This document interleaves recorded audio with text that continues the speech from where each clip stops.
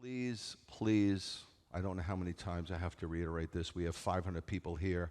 We have 100 reviews on Amazon. That means 400 of you haven't reviewed it. I don't know what I have to do to get you to take a second out of your life and go on Amazon and review the book. This is a book that is going to be an evangelistic tool. For instance, I just got word this morning, somebody here gave the book and to somebody. Their mother was on their deathbed. They read it to their mother, and their mother repented of their sins and accepted Yeshua.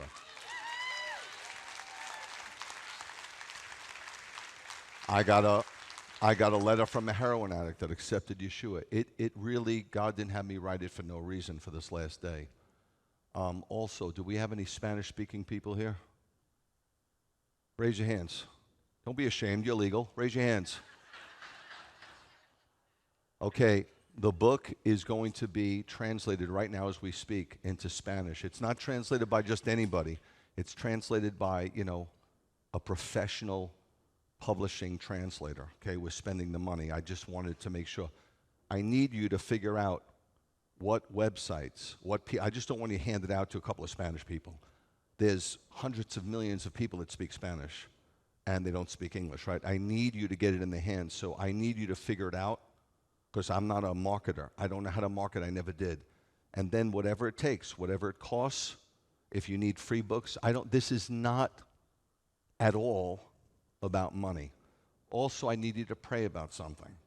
Okay, this one for Israel, I don't know them, but I understand they're incredibly powerful, and they have the only messianic college in the world. And I got a call from the head of it, this guy Erez. I don't know him, but I'm going to meet with him when I'm in Israel. He asked for the book. Now, if he, hopefully God will move on his heart, because it's not his book, it's not his ministry. If he translated it into Hebrew, he can get into the hands of hundreds of thousands of Jews in Israel. So, you understand what this is all about, right? I just leaned into Bernard. I go, I hope, he has a ministry, right? I'll give him the book. I'll make a huge donation to his ministry. I don't care about money. I care about souls. Souls are priceless. That's all I care about. That's all I ever cared about. This is like a big interlude. I didn't want to be a pastor, a rabbi.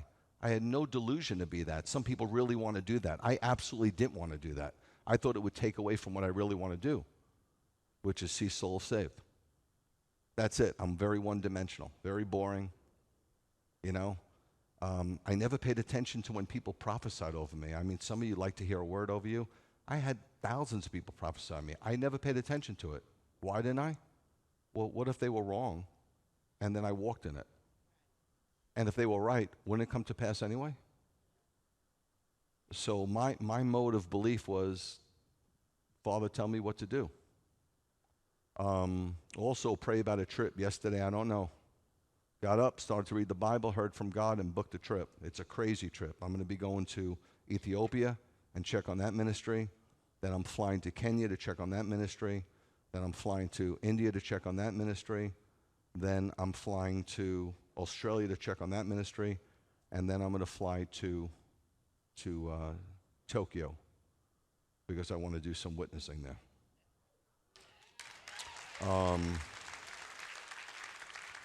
So if you're not excited about anything, get excited about this, and help me along with prayer. Pound on heaven's door, and let's see as many as we could see come to faith in these last days. Okay. Well, this is the culmination of the fall feast. It has a beautiful trajectory, regathering, repentance, and reinstatement and rejoicing. It's just absolutely beautiful in 15 days, And there's a reason. There's a reason why there's 5 days between Yom Kippur and Sukkot. There's a reason why there's 10 days between. 10 is a significant number, 5 is a significant number, 10 is a number for completion, 5 is a number for grace. It's absolutely stunning. Absolutely stunning. So I'm not going to belabor. I don't have that many screens. I don't have that many scriptures. I don't think it's necessary. This isn't a dissertation on the feast, or it's just a message. for today. So let's just look at the first two verses in this chapter we call Leviticus 23, the chapter on the feast. 44 verses on the feast. This is what it says. It says, Adonai said to Moshe, so this was not Moshe's idea. This was not the Jewish people's idea. It's not my idea, your idea. It's the Lord's. Tell the people of Israel, these are his people. These were his children. I heard somebody recently, a very famous man of God, say that we're all children of God. This guy is like a big shot in the Christian world, and his theology is pretty solid, but he's wrong. We are not all children of God. We're all made in God's image, but not all of us can call him daddy. So that was see how it's just something like that, and then you get a non-believer go, cool, I'm a child of God, don't judge, and they go to hell based on what he said. Just a little, one sentence.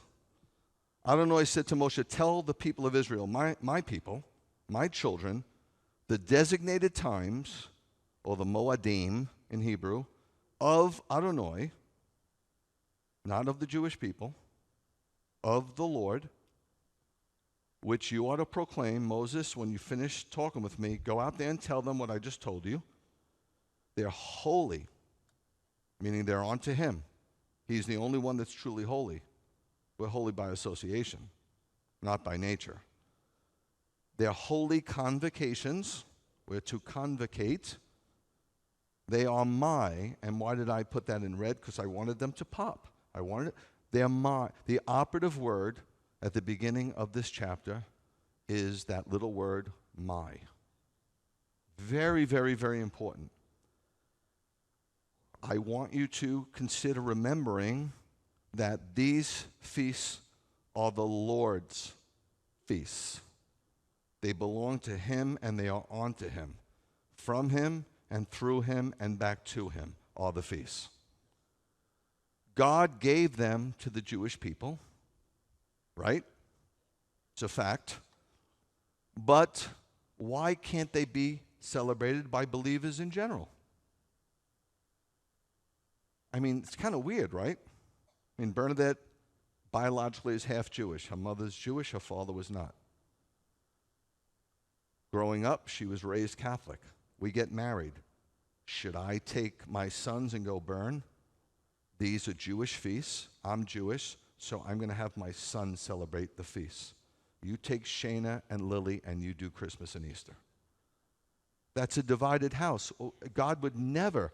A house divided must fall. The Lord says it might. He doesn't say it might fall. There might be issues. He said it will absolutely come tumbling down. So that doesn't make sense in my family. Why would it make sense in the body of Messiah? It's spiritually illogical. And it's not really biblical. So I don't say, hey, go tell your pastor he should. Listen, I'm going to tell you something right now. Most pastors know these are the Lord's feasts. Most pastors know how Saturday got changed to Sunday. But for them to change, they'll lose 3/4 of their congregation. Too much is at stake. No offense, I'm not worried about losing you. I'm worried about losing him. Here's the thing, though. Here's the rub. Here's the thing that I want you to, I try to get you on a fast track because these are things I've contemplated for over 30 years. And you could be new. You could be coming here 3 months. So you're on a fast track, man. This is the rub. If a Christian sees the feasts as purely Jewish feasts, if they see them as Jewish feasts, which, listen, I hear it all over the news, all over the radio. Even the Jewish people say, oh, they're the Jewish festivals, the Jewish feasts. It's not true, according to Leviticus 23. But if that Christian sees them as purely Jewish feasts, and he or she is convinced that Christianity has nothing to do with Judaism, which most are, then he or she will have nothing to do with the feasts. It's that simple. Christianity is different from Judaism. These are Jewish feasts. They belong in Judaism, so they have nothing to do with me. That's a fact. The Bible contains, I'm not trying to impress you, but 1,189 chapters, and truth be told, there is no chapter like Leviticus 23. None. It's crazy, right? Leviticus chapter 23 gives us the blueprint for God's plan of redemption, and the whole Bible points to redemption. It's all about redemption. They seem to be hidden at first glance, right? Like, you could have been going to church and reading the Bible forever and nobody ever brought it up. It was like, well, first of all, it's Old Testament. Secondarily, it's Jewish feast. Just leave it alone. There's nothing to glean from it. But now that you're in a Messianic community, and now that we have the New Testament in written form, cat's out of the bag. It's really quite blatant and quite obvious. There are a total of 7 feasts, 3 in the spring. It's really not, it's so not complicated. Don't complicate it. Don't read those books that are 3,000 pages on the feasts of the Lord that somebody who had nothing better to do with their life wrote. Don't do that to yourself. Why do you want to know what the Talmud says? Why do you want to know what the Kabbalah says? Why do you want to know what the rabbis of old said? Why do you want to know what a PhD said? Why not just go to the Bible? I got news for you. You want me to shake the lulav, Layla, right? The Bible didn't say to shake the lulav. I'll shake it for you if it makes you happy. 3 feasts in the spring. Pesach, I know some of you won't say Passover. It's America. Passover. First fruits. Pentecost to Shavuot. Shavuot means Feast of Weeks because it's 7 weeks plus a day. Penti, from the Greek, 50 days. It's real simple. All the spring feasts point to Yeshua's first advent, his first appearance, if you will. He dies on Passover. He's buried on Hag Matzah. He rises on first fruits, and then he sends the power to do what the Father is commanding us to do, because frankly, without the power, we can't do it. It's not doable. And you know what the cool thing about that is? Let me explain to you why that's so cool. If you could do it without the power, then if you did it without the power, you would get the glory. Since you absolutely need the power, he has to get the glory. And God will be he'll let you get away with a lot of stuff. Like sin, he won't let you get away with per se, but he'll let you go, oh, that was pretty stupid. Or, well, the Lord, thus saith the Lord. He's like, no, I didn't. But when you touch the glory, that's where you're going to have a spiritual fight on your hand. And you're going to lose that fight every time. Every time. Now, the fall feasts. Again, very simple. Feast of Trumpets. Jewish people call it Rosh Hashanah, the head of the year. Day of Atonement, Sukkot. Real simple. Simple. People come into the movement, they go to me, Rabbi, I've got so much to learn. I'm like, no, you don't. And they're like, well, you're just saying that because you know so much. I don't know so much. You know what I know? I know you don't have to know so much. Real simple. They all point to Yeshua's return or his second coming. Now, I don't want to be sarcastic, but I do speak 3 languages. I speak Hebrew, English, and sarcasm. Since God has fulfilled Messiah's first arrival on the spring feast, and since he does everything special on his feast days, I would just make that, I don't want to assume, but that he's probably going to fulfill his second coming on the fall feasts. The Bible declares that Yeshua will appear again with a teruah, literally a teruah. The word is blast, but it's teruah in the Hebrew, a teruah from God's shofar. There's a pretty strong chance that teruah is going to take place on Yom Teruah. The Bible then says the Jewish people, will look upon him, it's prophesied in Zechariah 12:10, and mourn like one mourns for an only son. This is a reference to the Day of Atonement. A Day of Atonement for the Jewish people. A Day of Atonement. Why? Because Passover is for the individual. Atonement, Yom Kippur, is for the whole nation. It says the whole nation is going to recognize him as Messiah. It fits in perfectly, seamlessly, unequivocally, irrefutably. It's perfect. Lastly, the Bible says that the Messiah will begin his glorious reign and tabernacle among us for 1,000 years. This points to Sukkot. It points to the Feast of Tabernacles. Here's a question. Why do I celebrate the feast? Why wouldn't I? I'm Jewish. Oh, hold the phone. You're Jewish? Yes. You're black, right? You're Hispanic, right? I mean, you could walk around and say you identify as a non-Hispanic. There's a lot of people identifying as all kinds of things these days, right? But yeah, I didn't stop being Jewish. Hold on. Time. That doesn't work in the Christian world. Wait just a minute, Rabbi. Wait just a minute. How could you believe in Jesus as the Messiah and still claim you're Jewish? Well, truth be told, I'm in pretty good company. There were 12 called the disciples. They believed in Jesus. They remained Jewish. I don't see any conversion for them in the book of Acts. Do you? Are you reading a different book? Which Acts are you reading? And then there were 120 born again on Shavuot. They were Jews. How do you know they were Jews? Because pagans don't come all the way to Jerusalem to celebrate Shavuot in the first century. That's why.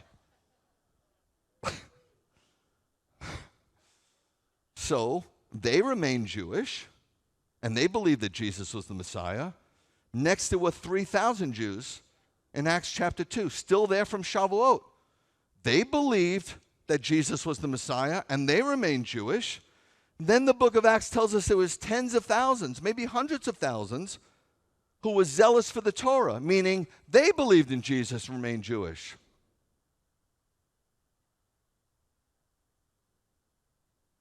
I'm just highlighting stuff that everybody else lowlighted.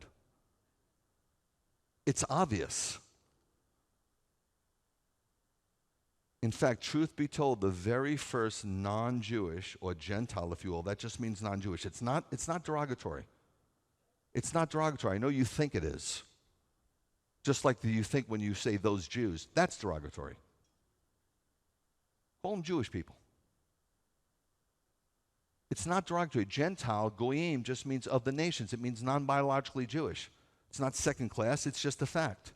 The first non-biological Jew who came to the faith was a man by the name of Cornelius, and that was in 40 AD, which means for 7 years, everybody that got saved, hundreds of thousands, million, purely Jewish.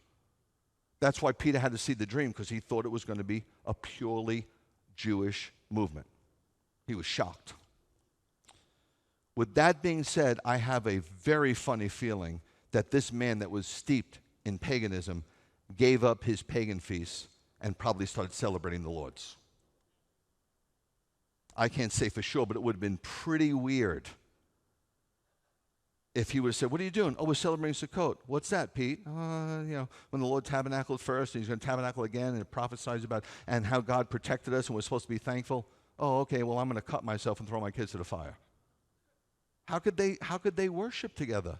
That was what Acts 15 was all about. We have to have table fellowship.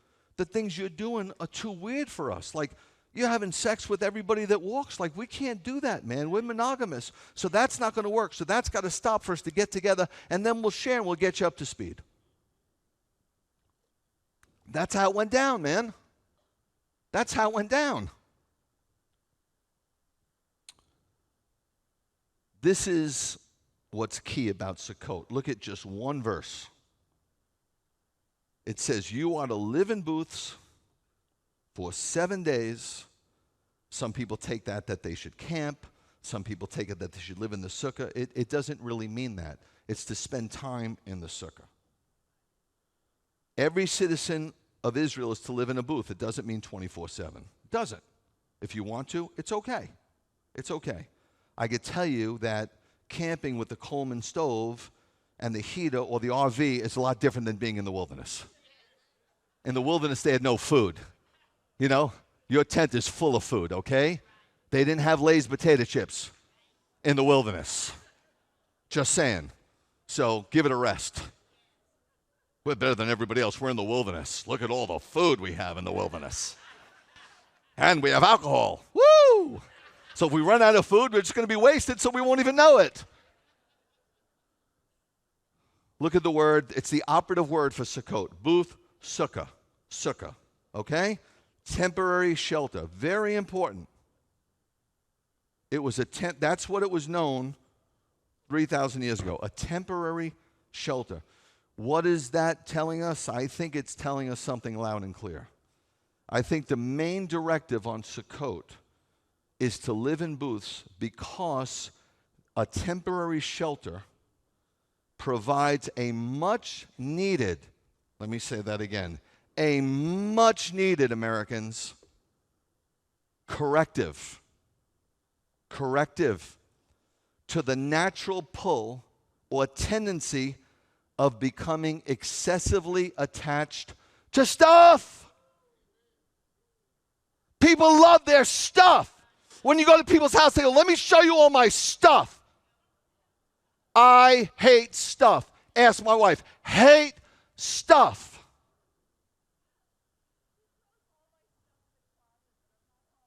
I throw her stuff in the closet. I just have to remember, take it out of the closet or you'll pay with your life. All her stupid doilies, the stupid things she buys that mean nothing, that just get in the way. Yes, it goes in the closet. You don't need 4 pillows, psycho. You have one head.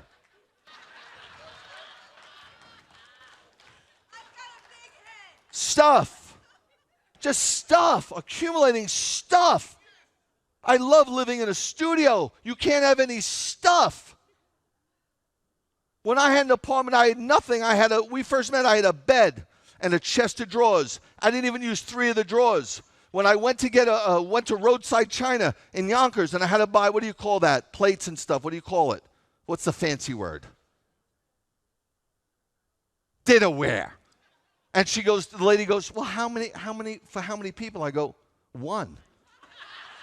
I was serious. She goes, well, they don't make it for 1. I go, why? It's just me. She goes, aren't you going to have anybody over? I said, no. Not to eat. No. So she said, well, the minimum is 4. I was like, I got to break 3 plates. Hate stuff. That's why I don't buy stuff. Never, ever. I hate it. It's an albatross. You got to take care of stuff. You got to maintain stuff. You got to look after stuff. This morning I realized I never liked my house. I could walk away from any house. You know, people are like, oh, it's sentimental. No, not to me. It's nothing to me. A car. I name my car. You're an idiot. It's a car. This morning I was saying to the Lord, I said, I love my house. I never said that. He goes, I know you do. Why do you love it now? I said, because all the kids are gone. They messed up the house. Why? Because they're stuff. And you got to maintain that stuff more than any stuff. We are pulled today like never before. Constantly throwing things at you. You need this stuff. This stuff will make you happy. The stuff you have isn't big enough. 70-inch screen? What do you think you are, Amstar? Are you selling tickets?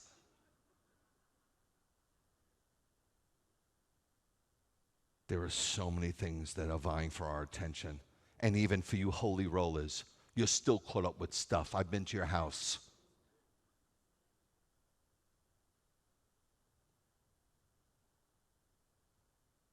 One important takeaway from dwelling in temporary shelters is for us to focus more on the eternal and less on the temporal. Yeshua has to be our foundation. And we need to build our lives on him.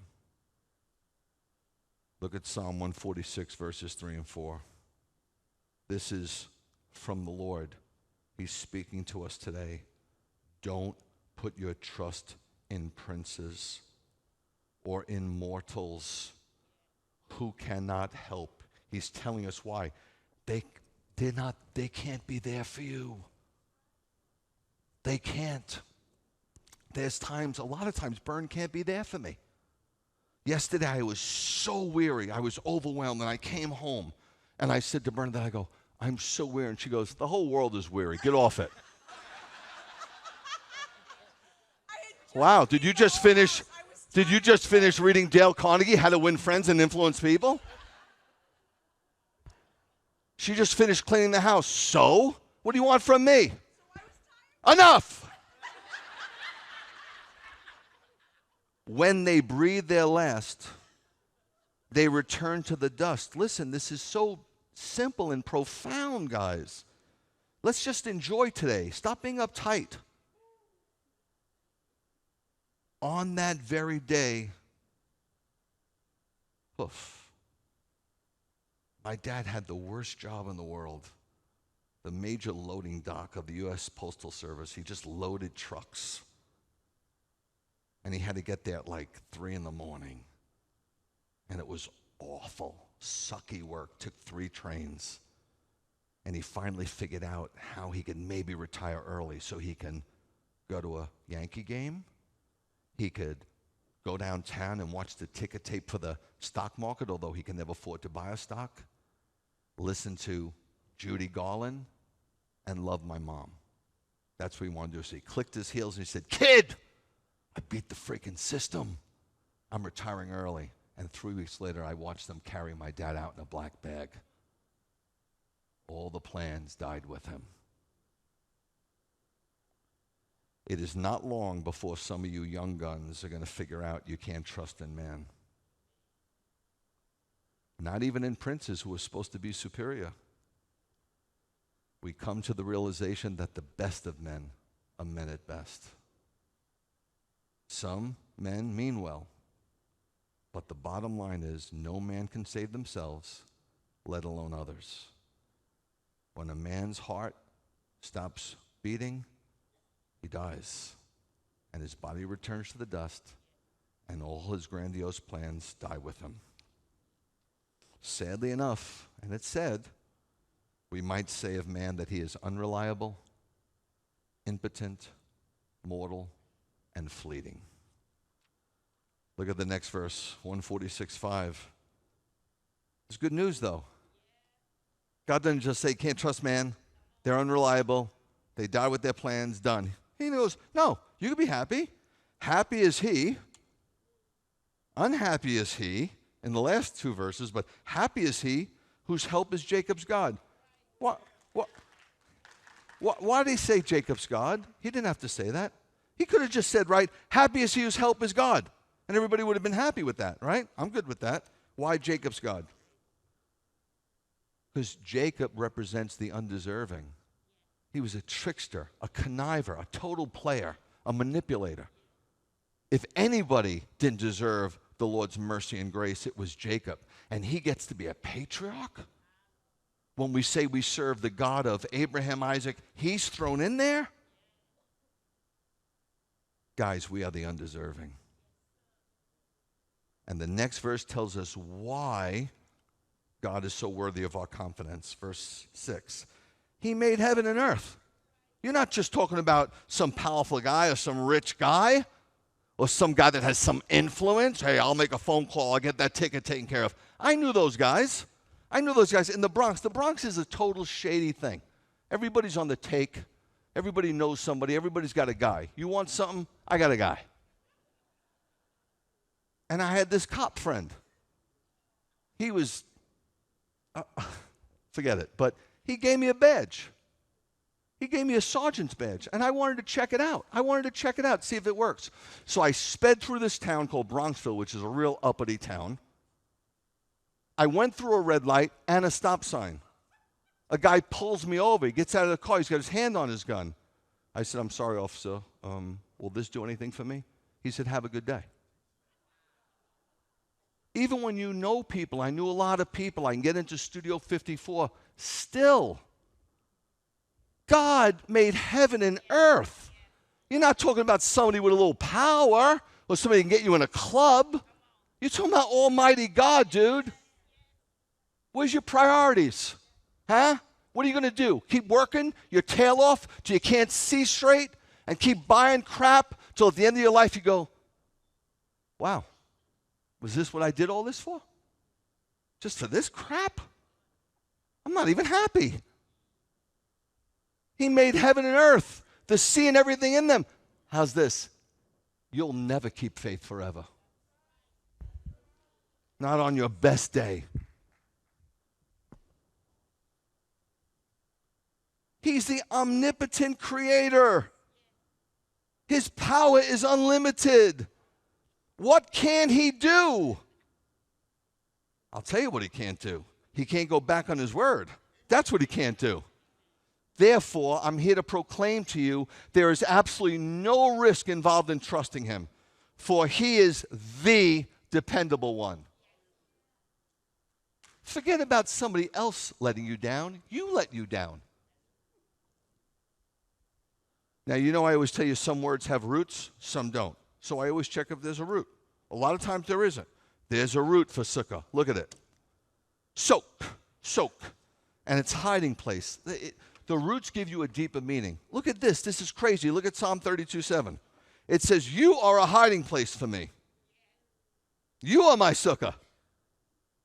You will keep me from distress. This gets good. It gets good. Hang in there. Hang in there. You will surround me with songs of deliverance. With intense gratitude, the psalmist acknowledges God as his hiding place. I know some of you have like 20,000 rounds. You got one trigger finger. Click, click, click, click, click, click.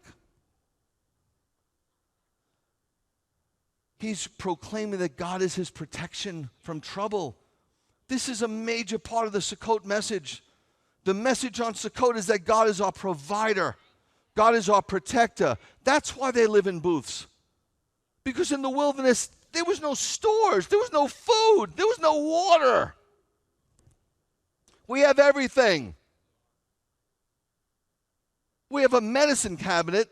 It looks like Walgreens, some of your medicine cabinets. God is our provider, our protector, our fortress. And the message on Sukkot is those who live in close fellowship with him. Listen, there is nothing wrong with the Wi-Fi. There's something wrong with the connection. God is always transmitting. Some of your receivers need a little work.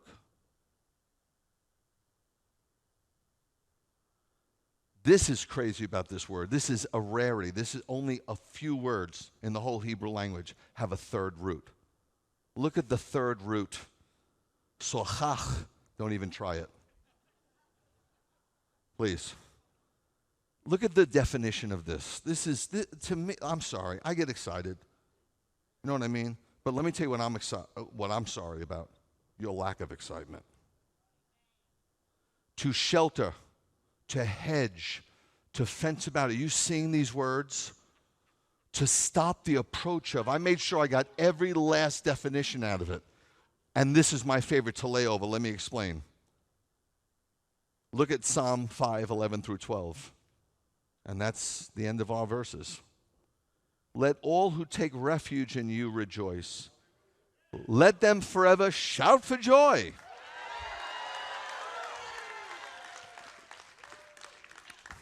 Shelter them, and they will be glad.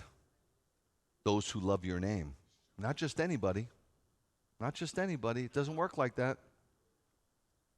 For you, Adonai, bless the righteous. Not just anybody. You surround them with favor like a shield. Go back to that definition, please. To shelter. To shelter. God's going to cover you. To hedge and fence it out. He's going to put a protective fence. But how's this? It gets deeper. To stop the approach of. So he's going to stand outside the fence and stand between you and the enemy. First century sheepfolds in Israel had one door. Do you know where the shepherd slept? In the doorway. In the doorway. In other words, God's saying, you want to get to, listen, we've been in situations, not bragging, no more, I'm 65, I can't fight anymore, I just can't, sorry. But I will find a way to hurt you. I have bit, I've done whatever I had to do. But back in the day, if there was an altercation, because we went to places where there was altercation, I always put Mern behind me. and basically said, if you want to get to her,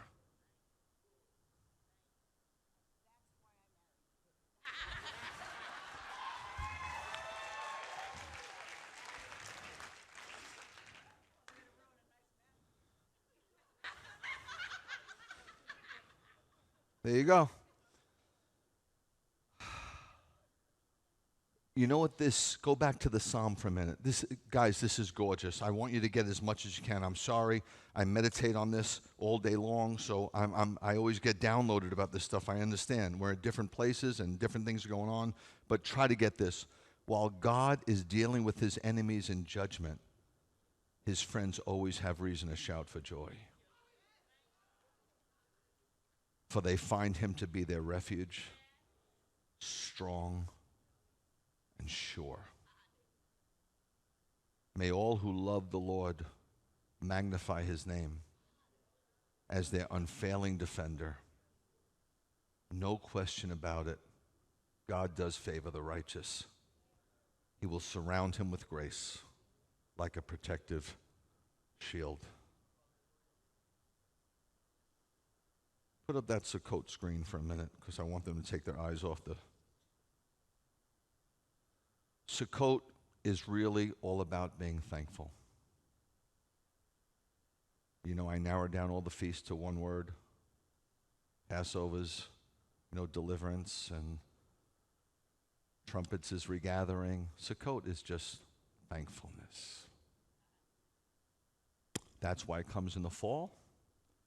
And if you read history, you'll find out that the Puritans, or even before the Puritans, the separatists, they left the Church of England because they wanted to worship the feast of the Lord. And they came here. It wasn't called Thanksgiving. Our president called it Thanksgiving. Why do you think they had a dish called Sukkotash, which nobody knows the origin? What do you mean you don't know the origin? It's Sukkot ash.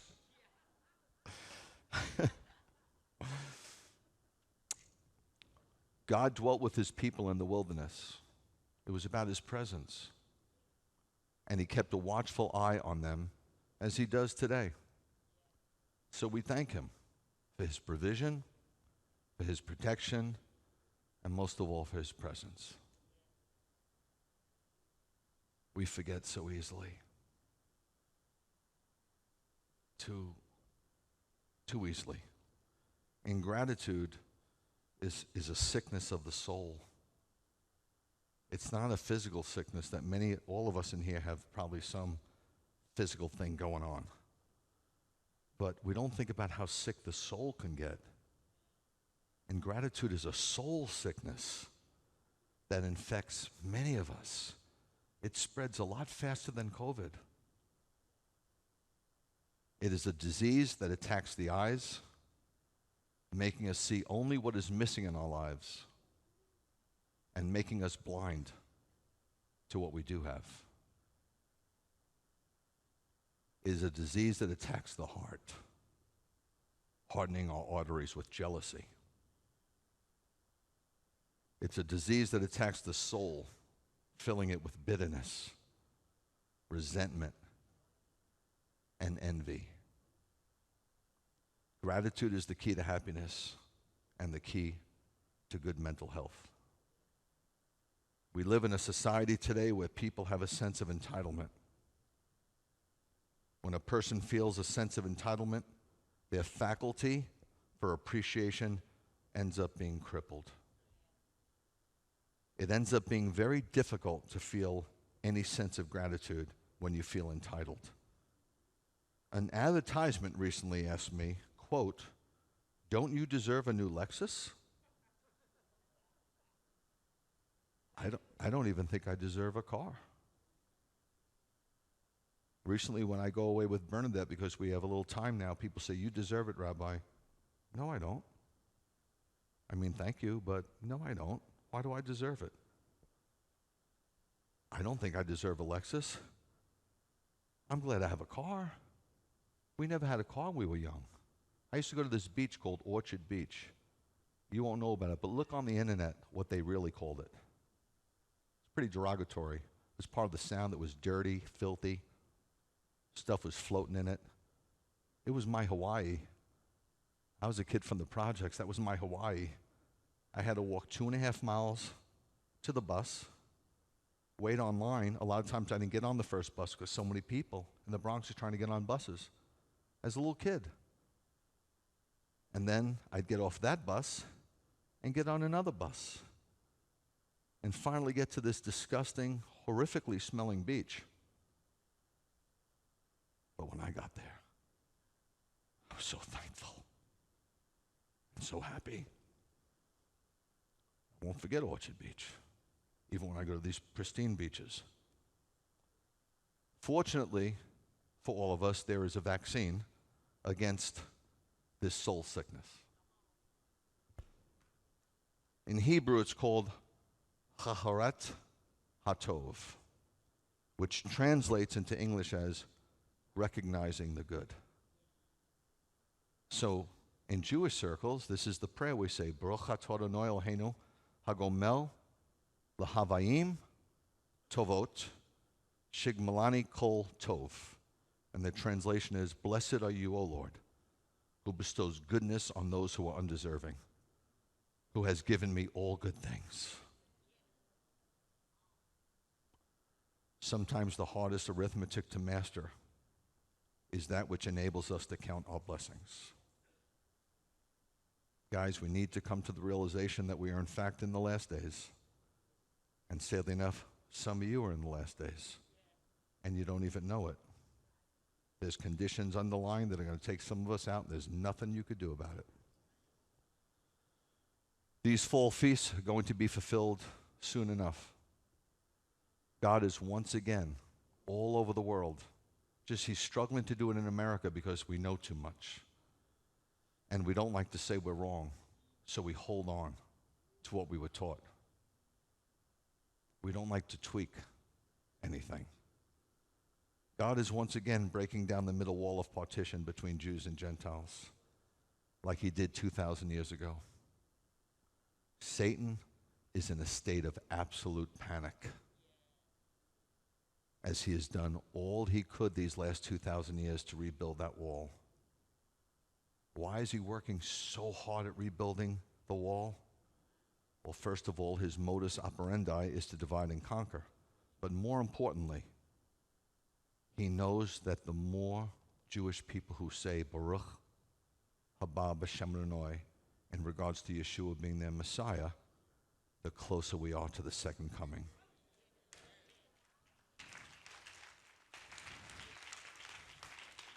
And to be perfectly frank, he knows that Yeshua's second coming translates into his second going.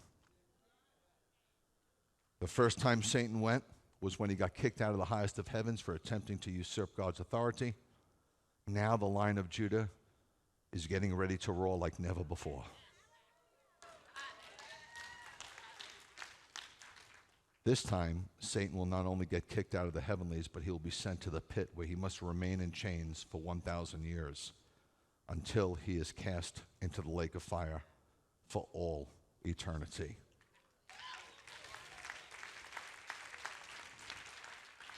In these last days, God is doing something magnificent that I am privileged to see every day.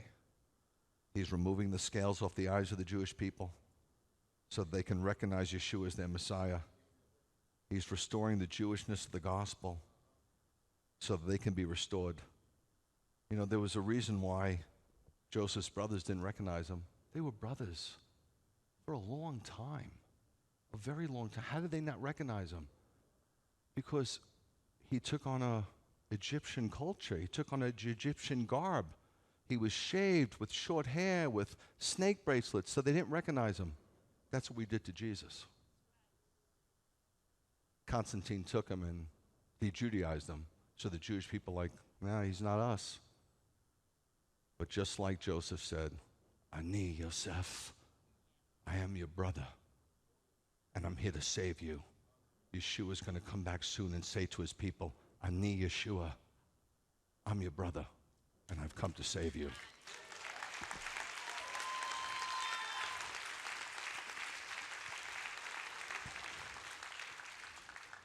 More Jews have come to faith in this last generation than the entire first century. and the revival has just begun.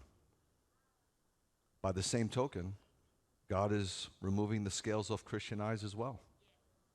Christians around the world are coming to the realization that they were, in fact, grafted into the Commonwealth of Israel, and that the faith was, is, and always will be Judeo-Christian. We have to remember, especially at Beth Yeshua, this is what Bernadette and I worked 21 years for. We worked for community. That's what we wanted from day one. We wanted to create a legitimate community. We have a legitimate community. We had 600 people sign up just in a matter of a few days. We had to cut it off. You guys have to remember being part of this community, that Jesus has but one bride. She is neither Jewish nor Gentile. She is neither male nor female. She is neither black nor white, Hispanic nor Asian, Baptist or Methodist.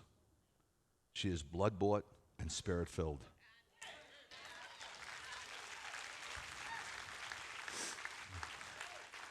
So as I've stated in the past many times, but there's some new people here, is Judaism the problem?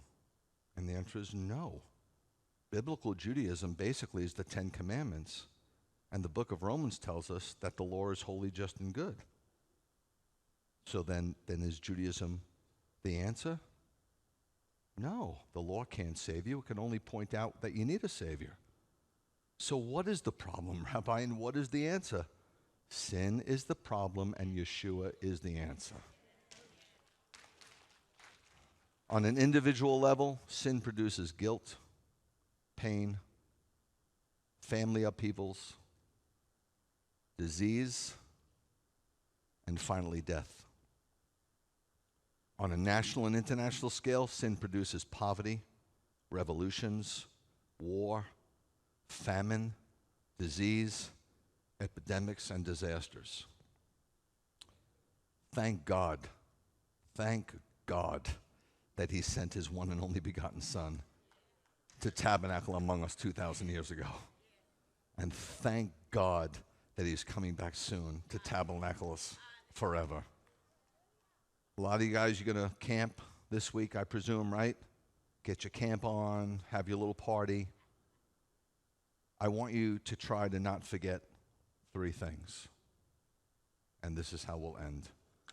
1, don't forget the reason for the season. Sukkot brings with it a very elaborate ceremony.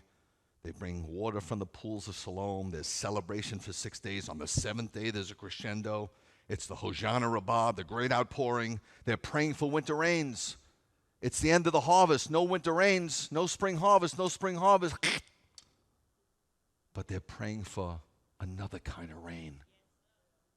They're praying for Messiah's reign, R-E-I-G-N. And it's Messiah himself that stands on Sukkot on the last day. And he says, hey guys, John 7, you're praying for the Messiah to come. Over here. Over here. He's come. And he says, come on to me. He doesn't say come on to church. Not that church is bad.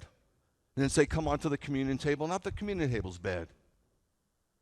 Doesn't say come on to the waters of baptism. Not that that's bad. Doesn't say come on to fellowship. Not that that's bad. The only thing that will do is coming on to him. Today I will baptize 4 people. One young girl came up to me last week. I love when this happens, crying, I want to be saved. No invitation, the Holy Spirit. But today I'm inviting you. If you have never legitimately done it, I don't care. You could be 85 and been in church for 65 years. It doesn't make you a believer. You can't go to God and say, I've tithed, I went to church, I took communion. Doesn't mean anything unless you drink from him. And to drink from him means you say, all these things I've done to hurt you and to hurt everybody else, I'm so sorry. I want to take your sacrifice, your blood literally, and I want you to wash me clean of all of it. Then I'd like you to empower me so I could try to walk this out. And then when I mess up, and chances are I will, I promise I'll fess up quick and get back in the race. You don't have to make a major thing. Come up to me afterwards. Okay? We're going to go across the street. There's a public pool. You don't have a bathing suit, I get you a bathing suit. You don't have another outfit, I get you an outfit. You're supposed to meet somebody for lunch, I get you a sandwich. Don't miss the opportunity. Don't miss the opportunity. You might think, are you playing guilt games? I don't play freaking guilt games. Who do you think this is? Guilt games? But let me tell you something. Your life is not your own. I go up every 6 months and I find out, am I going to live or not live? That's how I have to live my life. That's how you got to live yours, pal. Here today, gone tomorrow. Don't forget the reason for the season. Number 2, don't forget just how blessed you are. Those who participate in the first resurrection are blessed. Why? Because they won't be included in the second death. When all non-believers, sadly enough, read the book. There's a buttload of apologetics. There's a buttload of brilliant scientists who were devout believers. Don't believe the scientific community that said there wasn't. Tons. Blaise Pascal, Sir Isaac Newton, geniuses, the authors of science, devout believers, seminarians. We have the proof now. Cat's out of the bag. You can't stop being ignorant and saying man wrote the Bible. God wrote the Bible through man. Better to die once and be born twice than to be born once and die twice. And if this wasn't enough, all believers shall be priests of God and Messiah and shall reign with him for 1,000 years. Whoa. Whoa. And last but not least, number 3, don't forget the best is yet to come.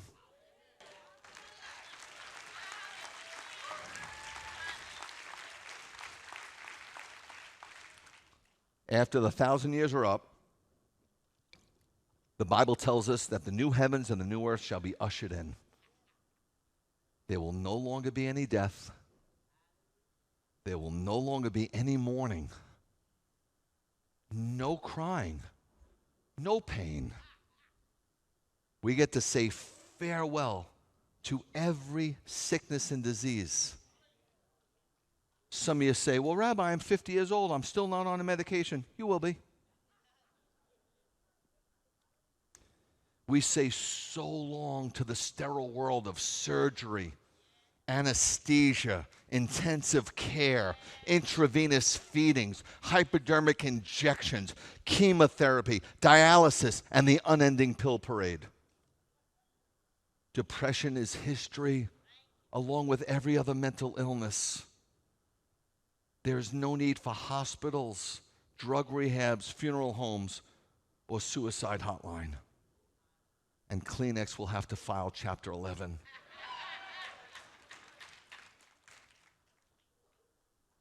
It's all new. It's all restored. Finally, we can say, it's all good. Let's stand together.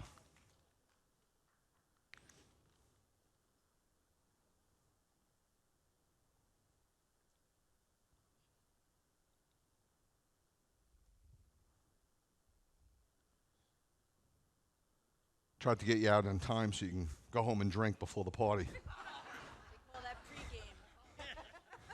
Again, I don't drink because I don't like the taste. The Bible nowhere says you can't drink. It just says beer is a brawler, wine is a mocker. You know what that means? Drink responsibly. I worked in bars all the time. I've never seen a drunk do anything good. If you really, no, not even dance. That's the thing they do the worst, actually. But the whiskey muscle is funny because they actually think because they watch somebody do MMA, they know how to do it when they're drunk. And then the next day when they wake up in the hospital and it's always a bad move, you know, then all of a sudden. Look, if you really need to get drunk to have a good time, then something's wrong. Something foundationally is wrong. So, you know, just think about it. May the Lord bless you and keep you. May the Lord make his face to shine upon you and be gracious unto you. And may the Lord lift up his countenance upon you and give you peace. In the name of the Prince of all peace, Yeshua. Yivarechecha Adonai v'yishmerecha. Yo'er Adonai ponav elecha v'hunecha. Yisa Adonai pono velecha, ve'asem lecha, shalom. Shabbat shalom, Chag Sameach, I love you.